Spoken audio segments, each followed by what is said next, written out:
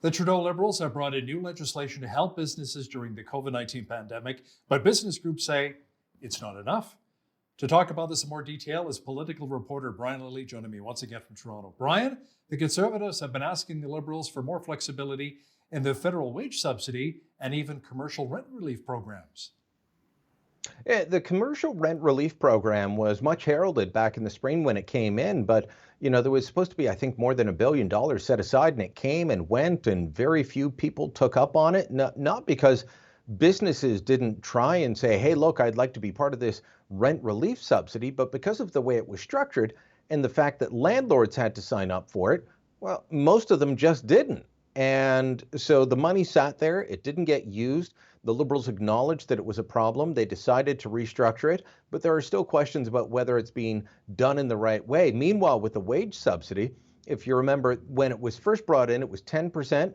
The NDP and the Conservatives said, no, if you don't bring in a 75% wage subsidy, employers are just going to lay everyone off and they're all going to be on CERB. There was already evidence that that had happened with businesses that couldn't wait while the wage subsidy program was designed. The Liberals eventually changed it, brought in the 75% one, but now it's up to 65%. And, there's a lot of business owners, Hal, looking at that and saying, up to 65%, that's a lot like when you see a sale that says up to 65% off. Right. Well, there might be one thing in there that's 65% off, but an awful lot are closer to regular price. So there's a lot of concerns around that. The Conservatives, though, had a motion this week trying to say, look, stop harassing businesses. You had to basically show next to nothing to qualify for the CERB. But the Trudeau Liberals have an odd relationship with business, even with small business. And I've been around politics a long time.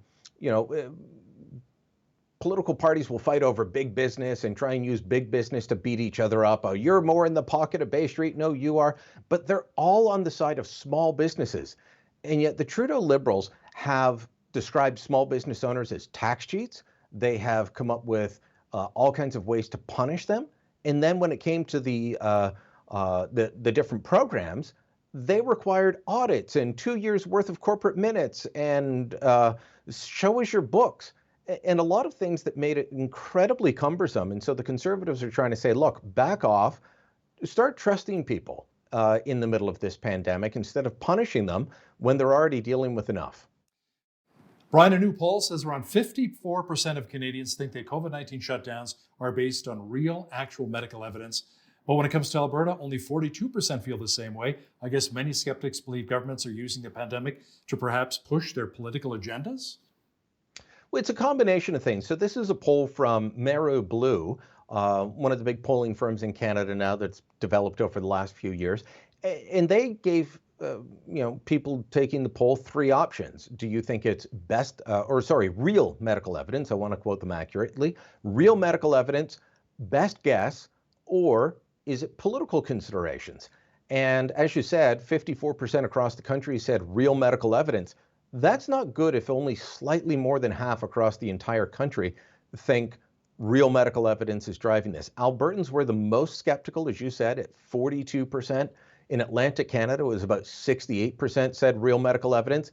But there was about a third that felt, I think they're making their best guess. And then the remainder were saying, well, it's just politics. As someone that covers this closely at both the provincial and the federal level, I'm going to say it's a bit of all three going into this alchemist mix. It's not even a chemistry mix. This is old-fashioned alchemy.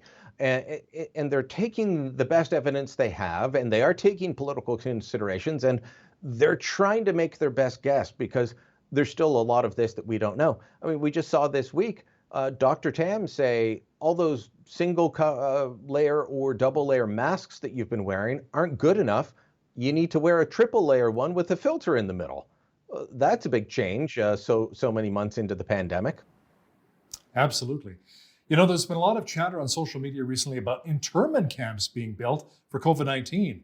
Where have we heard that before? We're in history, Now, you recently wrote about it and say, hey, it's simply not true. Look, there was a request for information, not even a request for proposal. but what's called a request for information. The federal government posted it on their buy and sell website, and this got tongues wagging. And some people took it and said, this is proof of internment camps. What they're looking for are quarantine and isolation sites, which, shock of shocks to people, already exist in Canada. Now, you may not have been to one, you may not know anyone that's had to use them, but here's what we're talking about. People that either A, come into the country and test positive for COVID-19, or they are already in Canada. They live here. They may be born here, raised here, and they work here. But guess what? They've caught COVID-19. Their living conditions, maybe they live in a small apartment and there's 5 people there. They don't have room to quarantine. They don't have a basement to go to. The way Aaron O'Toole did when he was quarantining with COVID-19. What are they going to do? So the government has set these up, and it's voluntary, and people are able, if they need to, go to these sites. They tend to be hotels and similar operations where you can just hole up in a room while you recover. Unfortunately, Hal, there are a lot of people that are just not believing anything the government says. They believe COVID is a hoax, or they believe the government wants to use it to round us all up. Yes, I believe there are political agendas being used during the pandemic, that people are pushing these agendas, using the pandemic as an excuse. That is absolutely happening. And we saw it in the throne speech, and we'll see it in the budget coming up. But the idea that the government is going to start rounding people up, it's simply not true. And if it were, I would be one of the first people telling you about it and fighting against it. There were some recent reports that the Trudeau government had wanted to use the military to deal with what they're considering disinformation on COVID-19 and try to use military communications to change and sway opinion. Now that was rejected, but Brian, now a larger project is under consideration using the military as a propaganda tool? That sounds a little scary. It really does. And as someone that many years ago spent a very small amount of time in communications for the Canadian Armed Forces, it's also disturbing. This is not what people sign up to the Canadian Armed Forces for. So the initial reports came out in the summer about attempts by the government to ask the military to start pushing back against what they felt was misinformation and to try and set the record straight.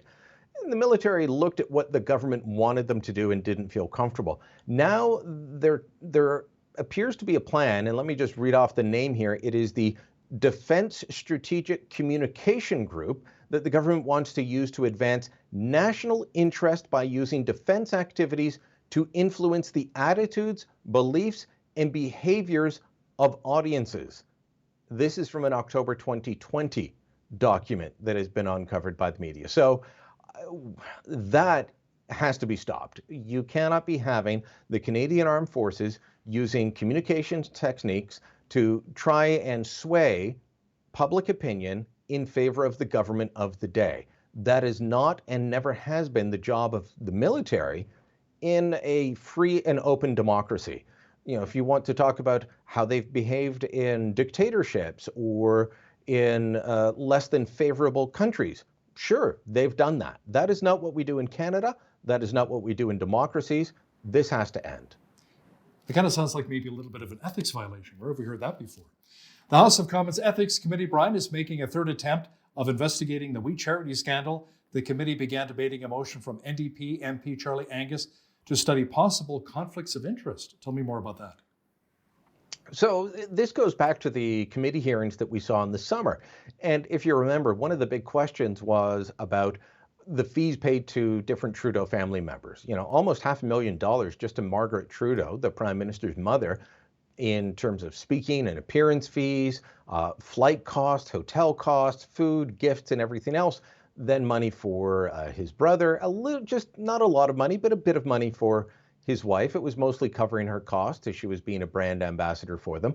But almost $500,000 to his mother to fly her around the world, pay her to show up, things like that. They said, okay, you know, we want to look into this. So they passed a motion in the summer calling for the organization that hires these, all of them, it's called Speaker Spotlight, to release what they've been paid for these gigs and others. Now, that passed in the summer, just literally hours before the committee was supposed to get those documents. The Prime Minister prorogued Parliament. That stopped the documents from being delivered.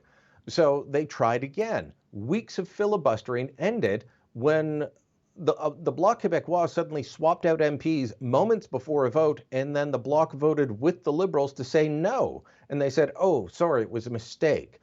Doesn't look like a mistake. Maybe a deal was cut. We don't really know, but they're trying again.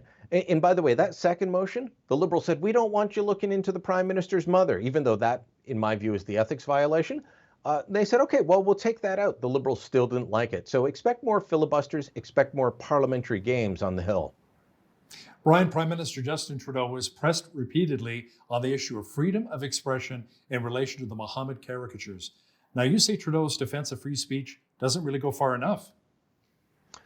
No, it doesn't, because he was asked, and by the way, the reporters and the Prime Minister both use the terms freedom of speech, freedom of expression. Some Canadians seem to think we don't have freedom of speech. We only have freedom of expression, and somehow expression doesn't cover speech. I don't know how they come to this conclusion, but I've been hearing about from them for a week now.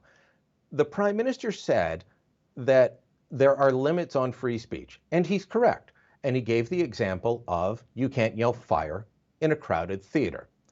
Fine. But then he pivoted and started talking about how we can't give offense to people either. Now, all of this is driven by the terrorist attacks that have happened in France and now in Austria as well, in retaliation for a teacher showing cartoons of the Muslim prophet Muhammad. If we are going to be told by our government, which is non-religious, that we cannot show images of one religious figure or another, then we are effectively adopting blasphemy laws. There is a well-known photo of the Prime Minister and his brother Alexandra, the one who was also paid by We Charity to speak, and they're both wearing matching sweaters of the famous Da Vinci's Last Supper. But instead of Jesus's face, it's a happy face, a happy face emoji. There are lots of images, often paid for with government arts grant money, that mocks Christianity. And Christians have been told, you've got to deal with this. So for the Prime Minister to turn around and, when pressed on this issue, because it is Islam, say, no, we can't give offense, that's not freedom of speech. I do not want to publish the Charlie Hebdo cartoons of Muhammad. But as I wrote in The Sun, we also don't want to publish the Charlie Hebdo cartoons of Jews or the Catholic Church hierarchy that they regularly publish. Why? Because they're offensive. But just because something is offensive doesn't mean it can't be published, or I can't defend somebody else's right to publish it. The Prime Minister has been weak on this. Emmanuel Macron actually called Quebec Premier François Legault to thank him for his strong support of freedom of expression, freedom of speech. He did not call Justin Trudeau. Brian, a guy who ran for the leadership of the Conservative Party of Canada, says he will not seek a seat in the next election. Peter MacKay says he really wants to focus on his private life. And I can't say that I blame him. Peter MacKay ran for the leadership of the Progressive Conservative Party a long time ago, back around 2002, 2003. He gave that up to help form the Conservative Party of Canada, was a loyal soldier for Stephen Harper. He ran in this last round to be the next leader of the Conservative Party, lost to Erin O'Toole, and now he says, you know what, I gave a lot of years of my life. I'm going to focus on my wife and kids and starting a new career. I say that we owe Peter MacKay our gratitude. This is a man who served as Foreign Affairs Minister, as Justice Minister, and most importantly, from 2007 to 2013, as Canada's Defence Minister at the height of the war in Afghanistan, when our troops were facing some of the worst times. He was there and in charge, making sure that they were equipped, making sure that they had the best ability to go forward that they could from the political establishment that sent them there. He deserves our gratitude for his public service. He certainly had a celebrated career as a politician. Our political reporter and Toronto Sun columnist, Brian Lilley, thanks again for your time today. Thank you, Hal.